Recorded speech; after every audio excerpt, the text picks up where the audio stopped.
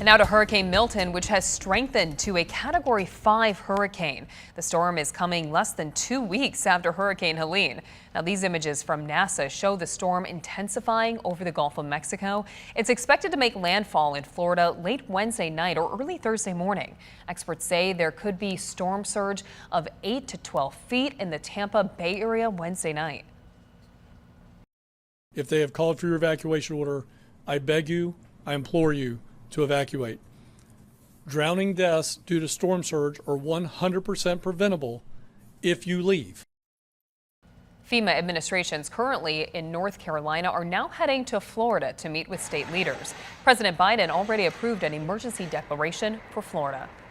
And now we're joined by meteorologist Blake Hansen. And Blake, is it rare for a hurricane to strengthen so much in such a short period of time? Yeah, Elena, it's not unheard of by any means, but there is only a handful of hurricanes that have seen this type of rapid intensification. To put this in perspective, Milton was just a tropical storm yesterday, and now it has intensified to this very strong Category 5 hurricane. The latest update by the National Hurricane Center: sustained winds in the eye wall, 180 miles per hour, with gusts over 200 miles per hour, upwards of 220 miles per hour. Milton is a buzzsaw right now as it skirts the northern edge of the Yucatan Peninsula. Now, again, it is a Category 5 hurricane. It will remain so at least over the next day. Now, I want to say this word lightly. Milton will weaken somewhat as it approaches the western half of Florida. It will likely make landfall somewhere around a Category 3 hurricane. That is still a major hurricane, and the issue with Milton is going to be in the way of its storm surge. We don't need to be caught up with what category it's going to be. There will be significant storm surge up and down the western half of the Florida Peninsula, stretching north of Tampa through Tampa Bay and possibly all the way down into the Fort Myers area,